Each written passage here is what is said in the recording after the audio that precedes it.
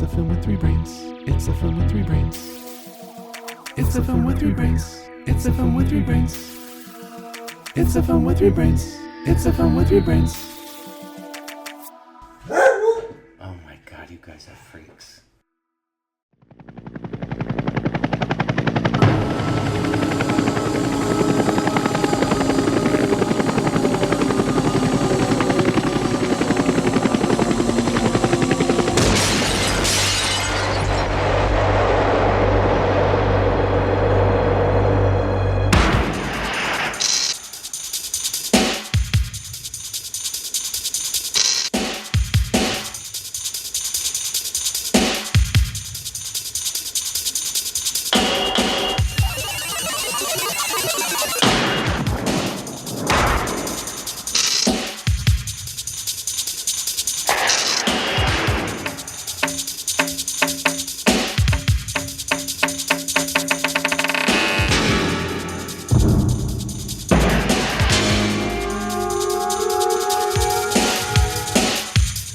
I'm gonna bag Rick Masters. We got a chance to make him on a hand-to-hand buy. You can't come up with the front money. You're not for real. You're not the first agents to get next to Masters. You're not wired, are you?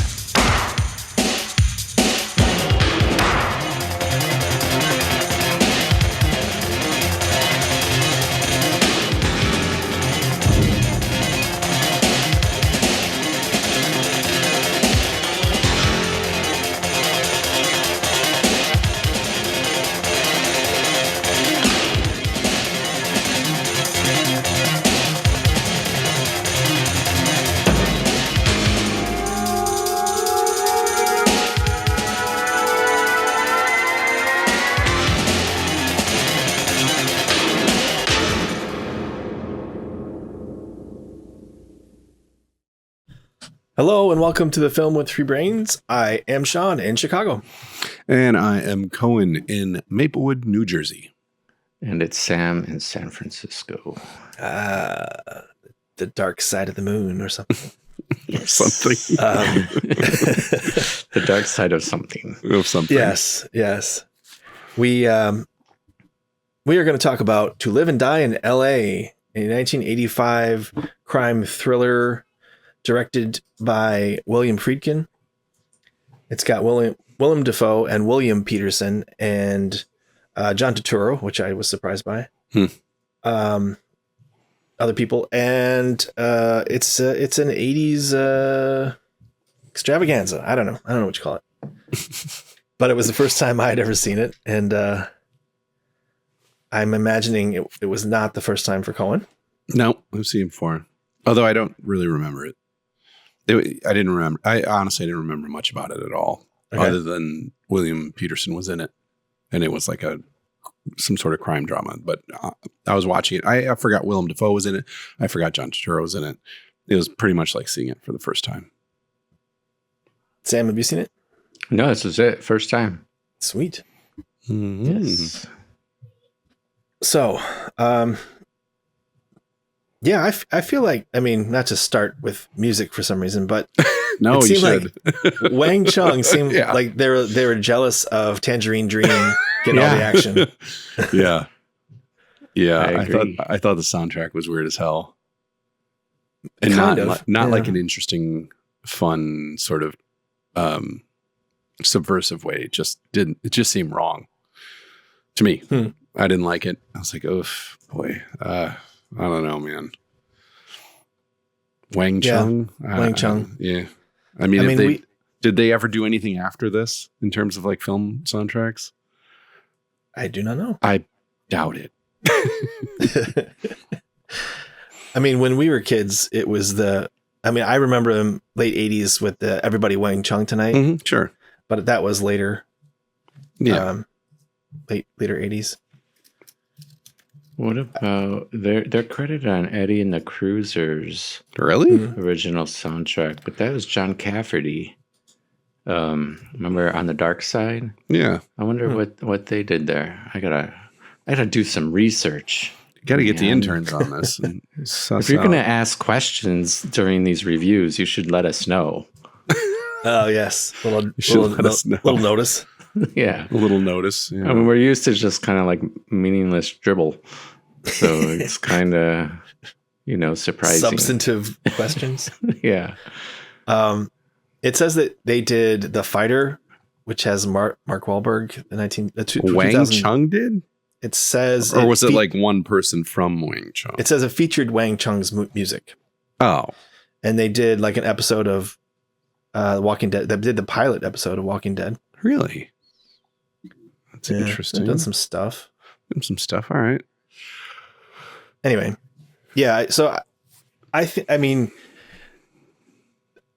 sometimes I don't like when they repeat music, and this is like one of those.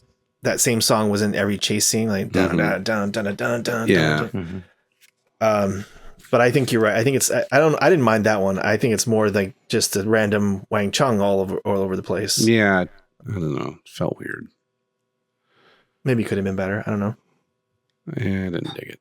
I feel like it diverted my attention to it, instead of the movie. And that's, I feel like that's a cardinal sin for a soundtrack. I don't know.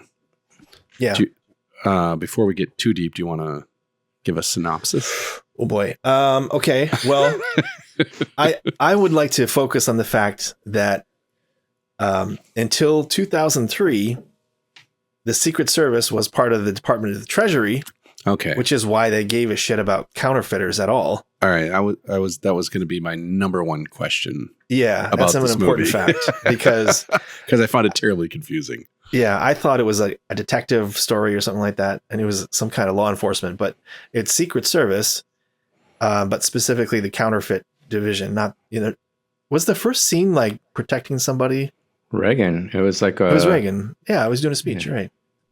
Yeah. So did he like change departments or something? No, I don't think he did. No, because later, throughout the movie, there's several times where he's like, Secret Service, blah, blah, blah. I'm like, what the fuck? Well, yeah. I mean, he's Secret Service, but there's Secret Service protecting people and there's Secret Service busting counterfeiters, or at least, Yeah, I think that what we missed was that they were Secret Service Los Angeles field office, and so when Reagan was in Los Angeles, they were on that duty. Okay, and so when he wasn't there, they were like the Treasury Department. They're assigned to the field office, and then because the counterfeiting falls under that, they're assigned to that case. They were in the Department of the Treasury, and now they're a Department of Homeland Security. So now they have nothing to do with counterfeiting. This wouldn't make any sense today. Okay. Right. So, but the William Peterson is a field agent in Secret Service, LA. His buddy is about to retire, and kind of in a cliche turn, his buddy gets offed, and that sets him, that really drives him to find this counterfeit operation, which is fronted, or I guess headed by Willem Dafoe. Willem Dafoe is the bad guy, and he's an artist. Apparently that's important because he knows colors and paints, and he's really good at he changes serial numbers and does all this stuff, and everybody goes to him for counterfeit 20s, not any bigger bills, I get that. I mean, if you can counterfeit 20s, you're going to get away with it. Sure. More so than bigger bills. Mm-hmm. And then William Peterson and his new reluctant partner, Vukovich. Vukovich? Yeah. Vukovich. They do everything they possibly can to try to get this guy, even if it means breaking the law or the rules of the department, or, they go pretty far beyond their purview. And then there's car chases and all kinds of stuff. And there's a lot of gratuitous nudity because the informant that he's sleeping with is working in a strip club, I guess, or dance, whatever. Doesn't really matter. What's the point? Help me out here. I don't know. Any other important points? No point. Yeah, I mean, they just go crazy trying to find him. And well, I think the fun thing is that they get suckered into, well, not suckered, fooled into thinking they're taking down another guy who's a criminal so that they have enough money to fund the fake deal with Masters, the counterfeiter. Mm-hmm. Yeah. And then turn of events, they actually robbed it from an undercover agent. Right. Who gets killed in the transaction, right? Yeah. Mm-hmm. So I thought that was a pretty cool twist. Yeah. And then they used the money to go forward and do the deal with Masters. Mm-hmm. I did have a couple gripes that we can get into later.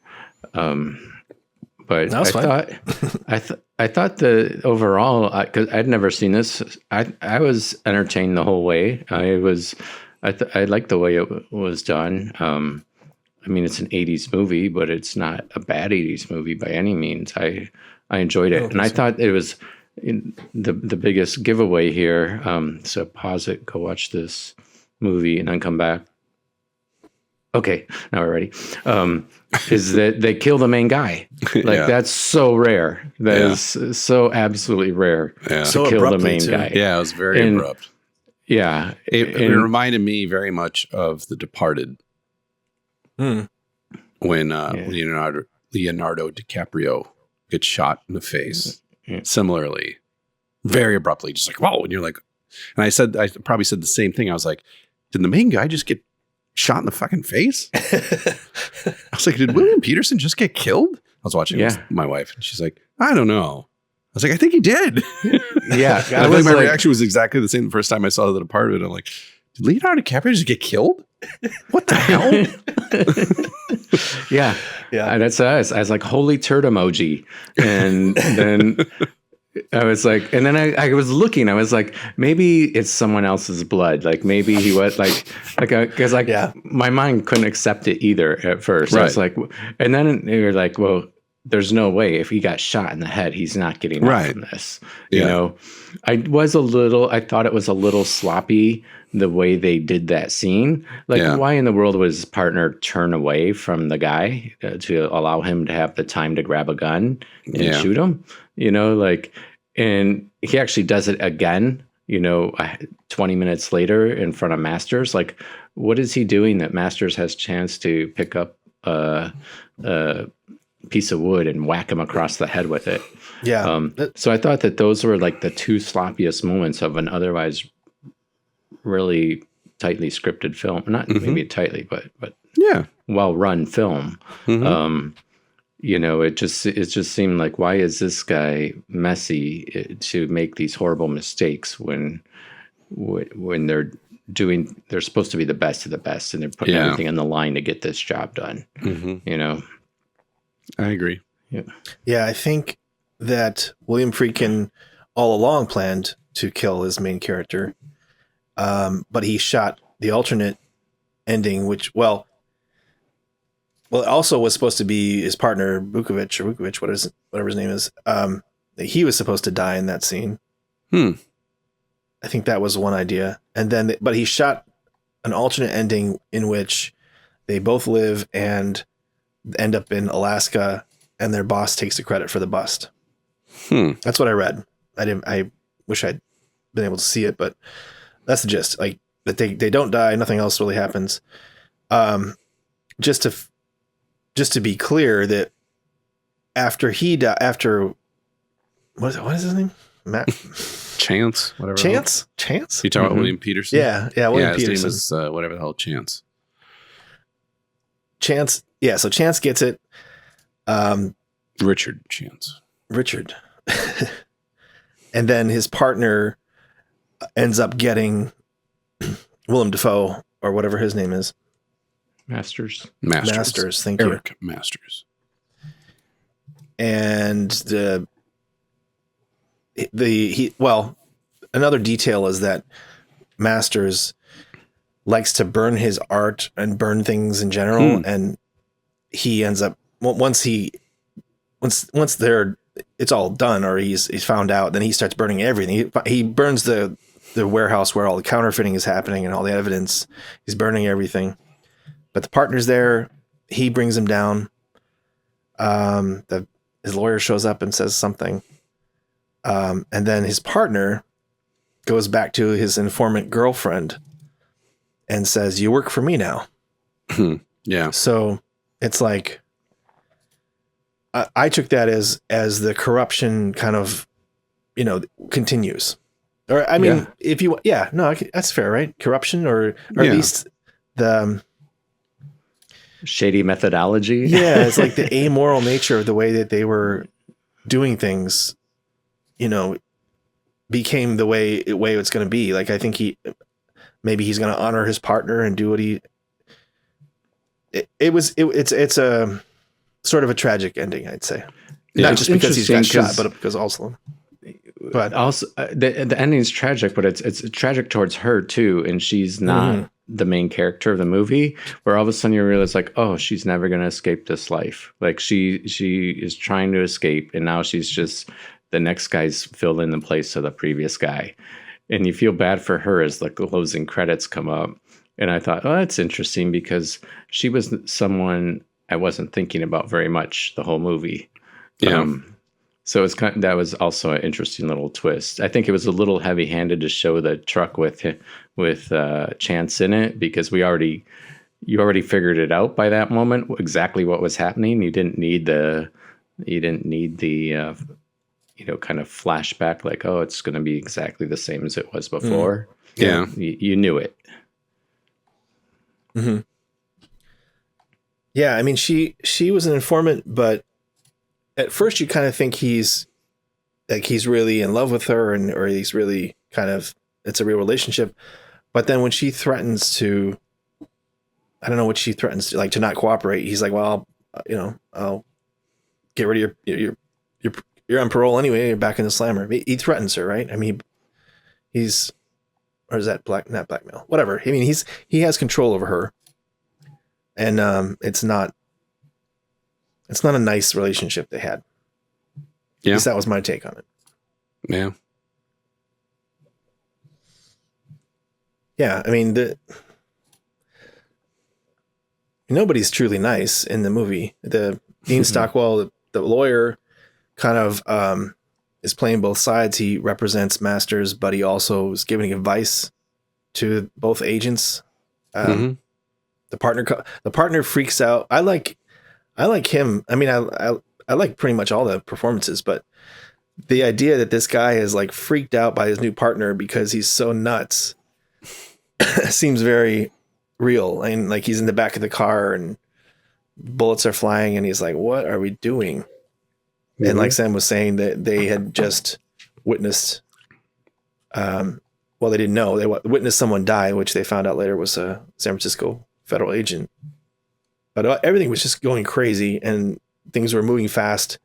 And Chase does not, the thing about Chase was he just never stopped. He would just go from one lead to another. He was very hasty and sloppy at times, like with John Turturro was, I guess, a bagman that he caught in the airport. And then he tried to bring him in protective custody. He lost him because of some stupid ruse in a hospital. I mean, you can almost see that coming too, right? I mean, it was like, I don't know.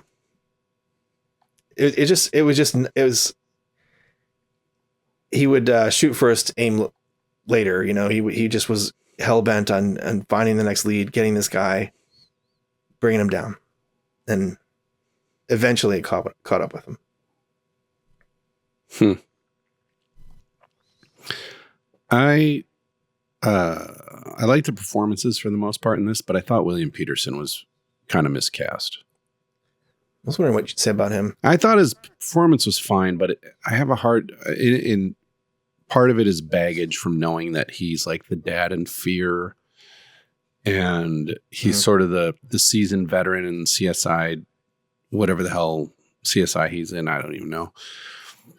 So like buying him, I kept thinking like this movie reminded me a lot of Lethal Weapon. Oh yeah.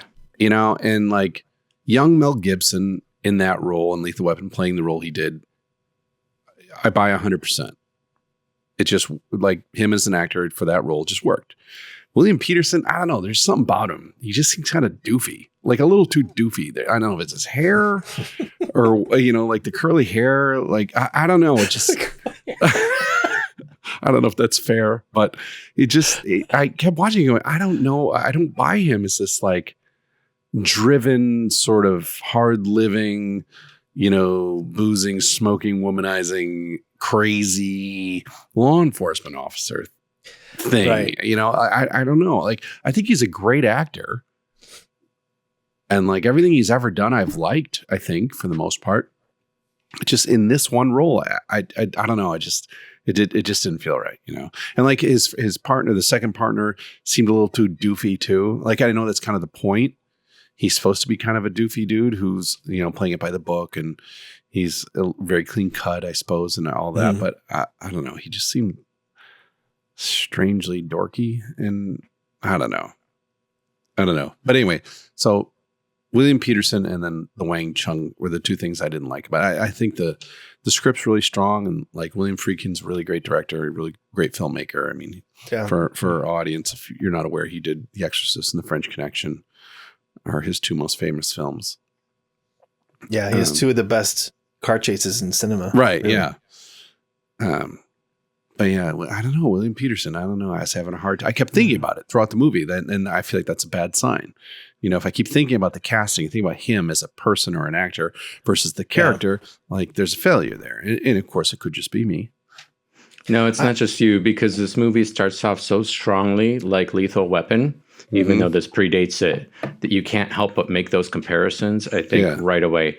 And part of it is one of the first lines of a movie is an exact line of Danny Glover's from Lethal Weapon. Oh, right. Yeah. He says, I'm getting too old for this shit. And it stands out because Danny Glover says it so many times, and you're like, it's like 2 minutes in, after the opening scene, they're at the bar and they go out, and you can't help. And he's already been doing these things. Like, to me, I really wanted to know, and I couldn't find anything on it, was did someone see this and say, okay, I'm taking this and turning it up to 11 to make Lethal Weapon, at least the character situation. So it makes you wonder, did Shane Black see To Live and Die in LA and was like, Yeah. You can do it better with the about to retire guy and the super reckless young guy. Yeah.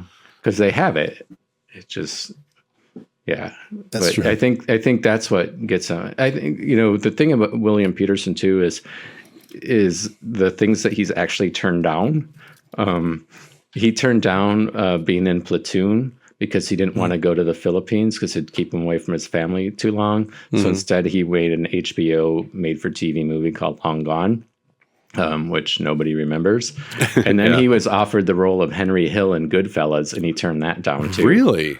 Yeah. Wow. Yeah. Oops. William. Bud. Yeah. And, so, yeah. I mean, that's crazy.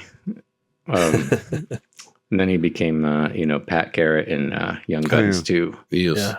So a little while later.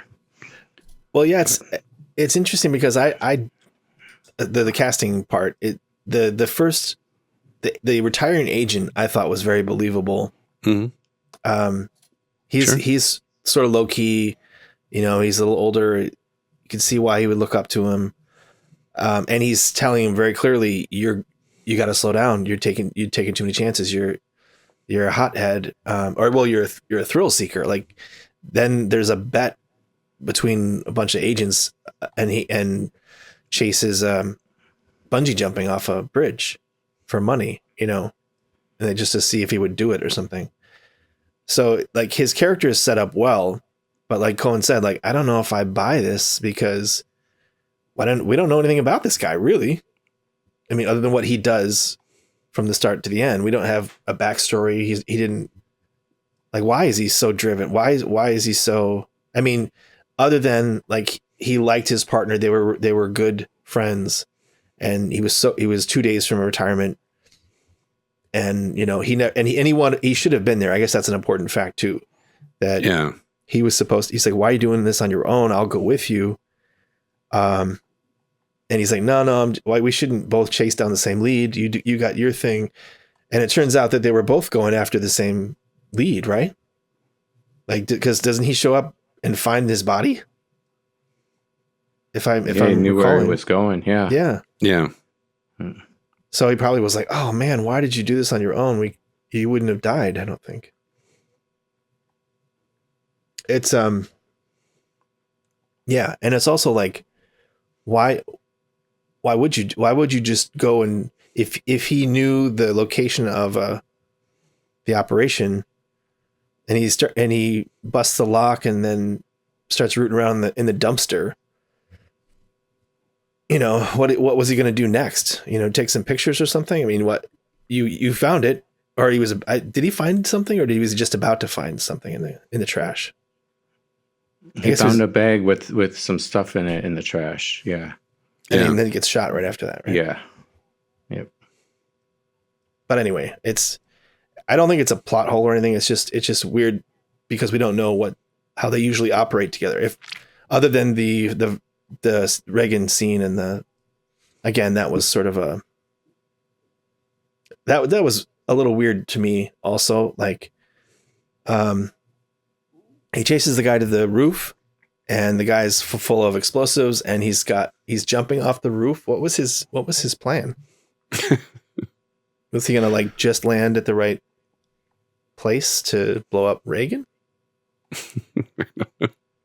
And then his partner came up from behind him or something. I don't know. It's weird. It was an exciting start to the movie, though. I'll give you that.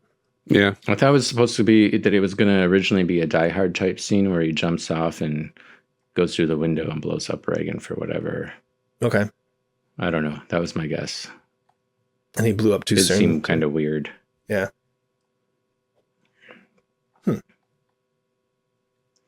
So Friedkin liked Wang Chung. He said that they stood out so much from the rest of contemporary music that he thought they would be great, and he chose them to be the composers for the score after listening to the band's previous studio album, Points on the Curve, which is their 1984 album. And he loved it so much that he used one of the songs off of it, Wait, as the closing credits. So that means my homework is to listen to that album. It has Dance Hall Days on it, which is their biggest hit. That and more, or if it's not their biggest hit, it's their second biggest hit. Well, Everybody Have Fun Tonight. Wouldn't that be their biggest hit? Yeah. Those are the two. Wait, Dance Hall Days is Wang Chung? Yeah. It sounds like David Bowie. I thought it was Men Without Hats. Nope. Huh. So yeah. But yeah, Dance Hall Days on Spotify has four times as many listens as Everybody Have Fun Tonight. I like that they have a song called Space Junk that I like that has a lot less listens. Nice. Anyway, it's a later song, but I'm going to go back and listen to the rest of that album, Points on the Curve. I'll report next week. We'll report next week. Got it. Taking notes. Yeah. I thought it was interesting that the source novel was written by an agent, Gerald Bativich, I'm going to say. Sure. And, so he was consulting on the film, I guess. And he was still an agent. It says he was in it. And in the casting and wiki, it says he was in his final weeks as a Secret Service agent, along with his LA policeman brother and then his retired policeman father, and they had cameos as agents. I couldn't tell you where that was, but I wonder if that's why I mean, so I guess there's some authenticity to it. I don't know what the novel's like, or if it's exaggerated or sensationalized a bit, but who better than an actual agent to write the movie or write the source material? I think he co-wrote the screenplay, right, with William Friedkin. Yeah, he has a bit part in the movie. Where was that? He's one of the other agents in the background. Just a tiny little cameo. He wrote 9 books. Ooh. Or published 9 books. Good for him.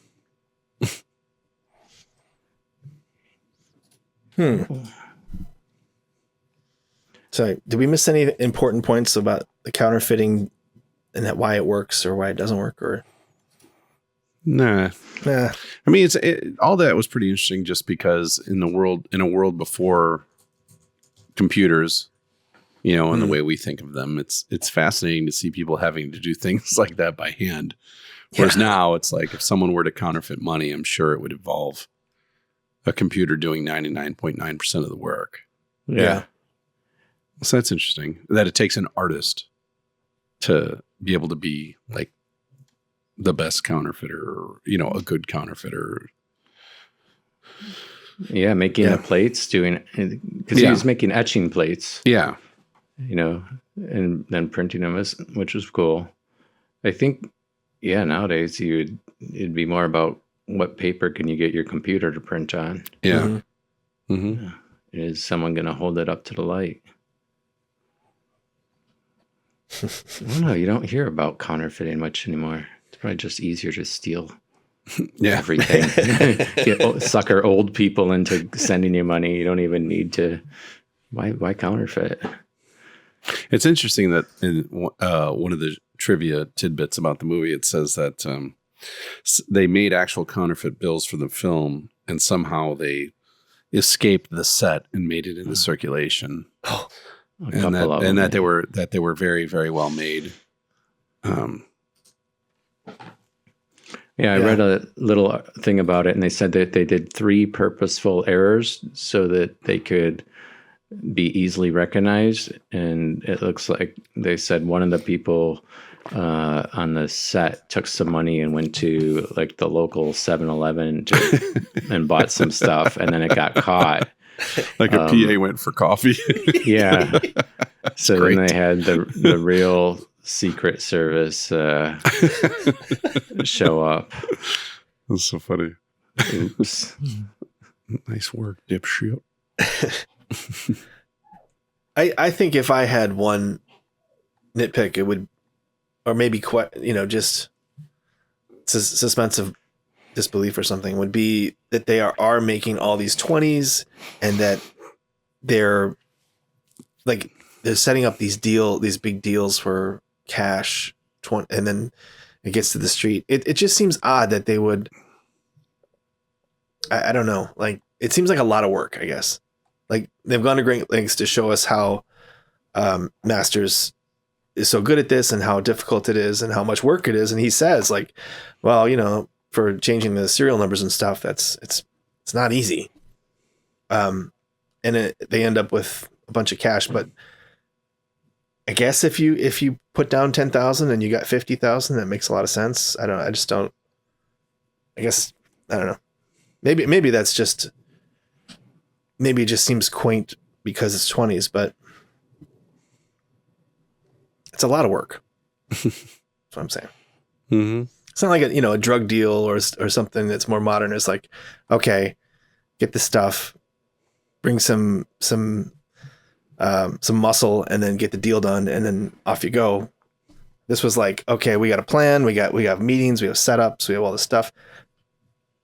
I do kind of like that he is like not hiding in society. He's just going to his gym, and like, people know who he is. It's just, they just don't know where he's doing it. So that's the big thing. It's like, where is he doing all this? How can we find evidence of this stuff? Yeah. Well, also, I was like, it's not very under the radar in a his black Ferrari 308. Driving around in the warehouse district. I was like, well, apparently he feels pretty emboldened or secure in his situation. Yeah, I thought it was interesting. Do you guys think it was a little weird, the whole like fucking bungee jumping thing in the beginning? Yeah. I mean, not character wise, but just as a scene. Just in general, like, doesn't it seem weird? Well, back then it was new. I know, Right. but I feel like it was one of those things where like William Friedkin's like, I heard that kids are doing this thing called bungee jumping, so it's the hot new thing. So I'm going to stick my fucking Secret Service agent in a scene where he bungee jumps off a bridge. He's like, yeah, it just seemed really weird to me. Like maybe they thought it was going to be like this big thing. It reminds me of a John Mulaney bit where he's like, you know, when I was a kid, I really thought quicksand was going to be a much bigger thing in my life. You know, that's kind of, you know, it seemed oddly out of place and strange. I think they were just trying to prove that he had guts. I know, And but back why then- bungee jumping? But don't you remember this in the 80s about people who they would do it themselves and then people would die? Sure. Like that was the thing, is because it wasn't all set up. I mean, the first like modern bungee jumping happened only a few years before this. Yeah. Like, and then the people who were doing it, you know, this became a thing. I don't know. I probably told you guys that Vivian's older brother used to do this. You'd have to measure out the thing, and they used to actually do this for fun. They'd go and jump from bridges, and that illegally, of course. Sure. That's what it was. Yeah. You know. So I think at the time it was something gutsy that yes, younger people did. So I think they were just trying to show this guy's got guts. I know. But you're right. It Could he felt have? a little odd.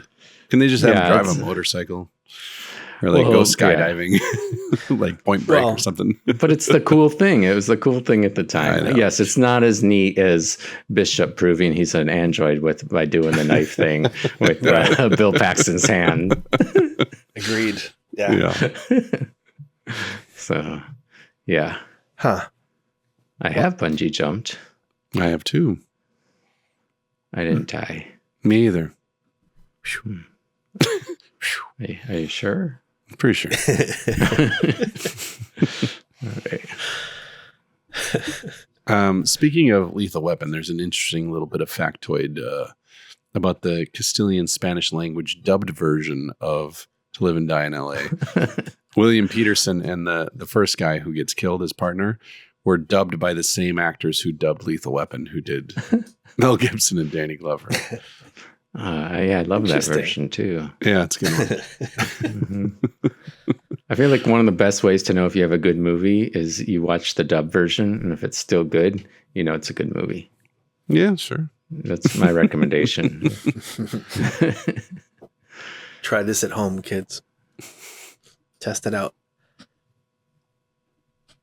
Yeah, I can't remember seeing John Turturro pre Big Lebowski or something.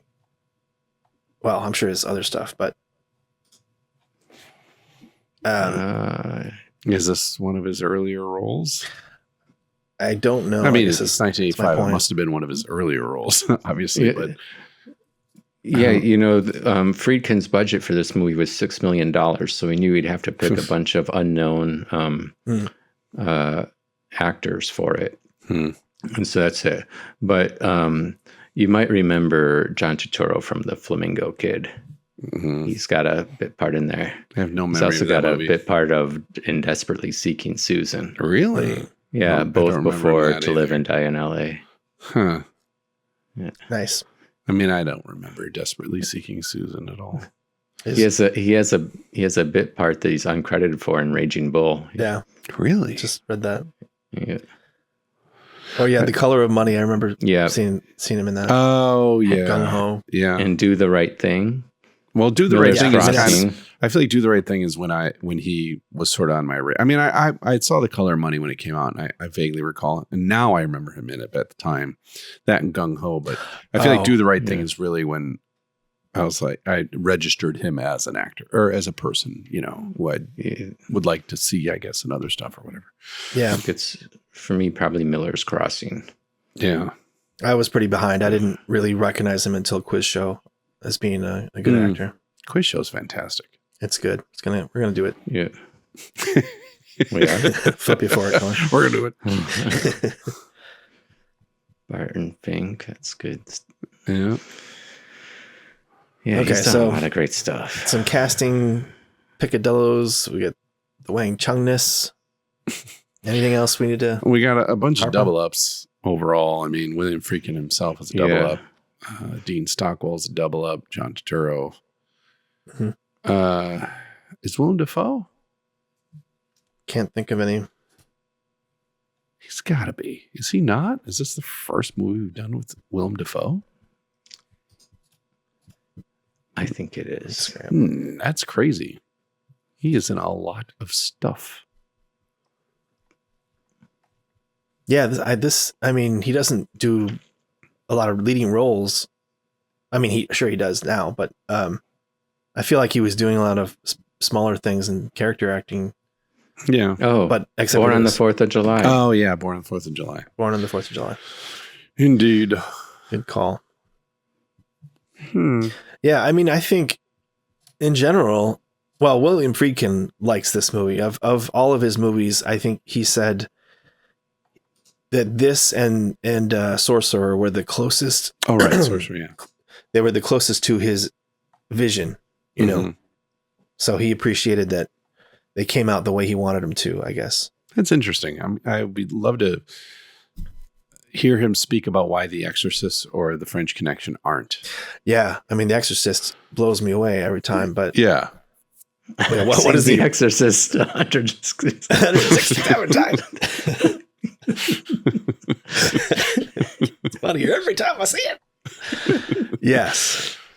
Yeah, I know he's got a hell of a catalog of movies, so if he likes this one, if he puts this in his top 2, then or top 1, I mean, then it must have done something right. Yeah. I think the link, I mean, there's a lot of slick sort of street talk, I guess you could say, like or just sort of guy talk. I don't know what you call it, but like there's a lot of character driven stuff or, you know, situational stuff that they say, kind of offhand remarks that don't always, like, they're not super obvious. I mean, some of it's inside stuff, maybe from Secret Service or whatever, but maybe just stuff they came up with, but most of it feels really authentic. Like I bought it. I mean, there's a couple times I was like, okay, that's a bit cool of you to say just at that moment, but on the whole, I thought the dialogue was really quite good. I agree. Kind of sells you like in their little world without, you know, too much fanfare. Trying to think of a counterexample, but I got nothing. Nope.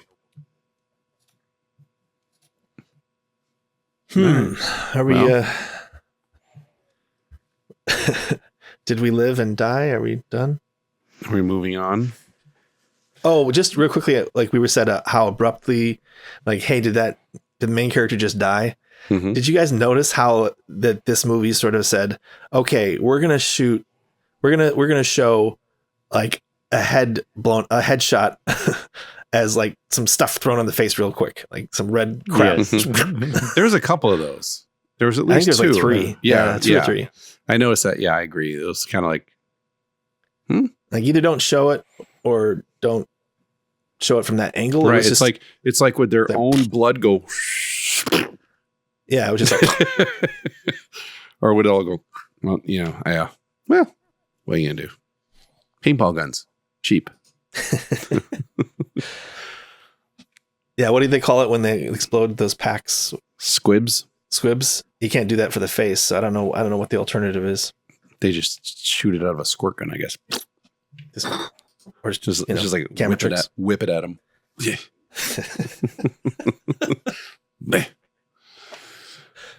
All right, what do we do next? Wait 1 second before we talk about that. Long Kiss Goodnight. Yes. We barely mentioned his name, Brian Cox. Yes. In there for a little bit. And I just rewatched Adaptation, which I hadn't seen since I saw it in theater, I don't think. And he's got a great bit in there. You know, he's the professor that he's the writing instructor of the class. Yeah. His advice on movies and all that, it cracks me up. Like, I don't know. I feel like that was great usage of him versus Long Kiss Goodnight was like it could have been anybody.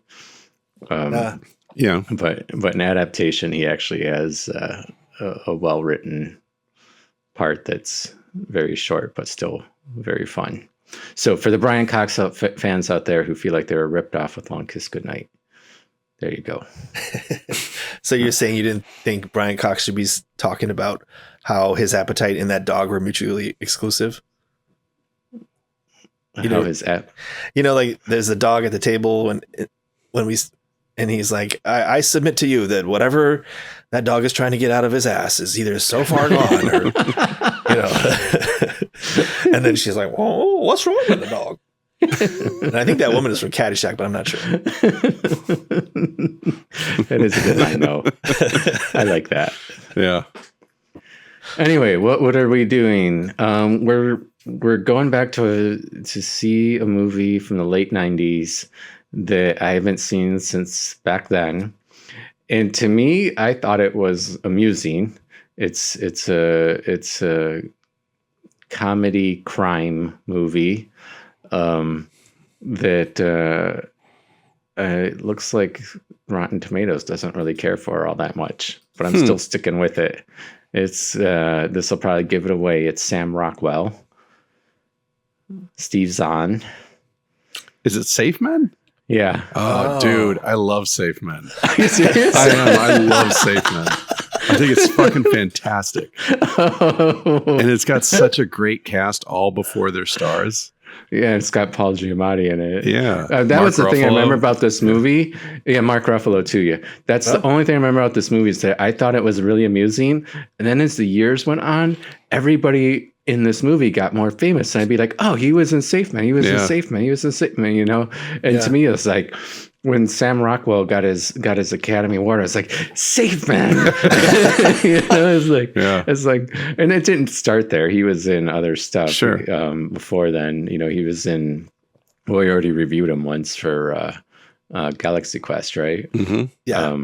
But anyway, that to me is that movie is like this grouping of all these guys who've continued to have really long, prolific careers. Yeah. Safe Men's great. So many good lines in that too. Oh, good, because I can't remember hardly any of it. Where might we watch Safe Men? Oh, that's a good question. You're gonna have to pay for it. Are you kidding? It's gonna be $3.99 on Amazon. Are you? Well, I'm sure there's ways around it, but we don't endorse those things. $3.79 on Amazon. I might have a digital copy. Cents. Right. It's not on Prime? It is for rent though. Oh, for rent. Okay. Yeah, I don't see anything else. Anyway. Yeah, that's what we're doing. That's a good one.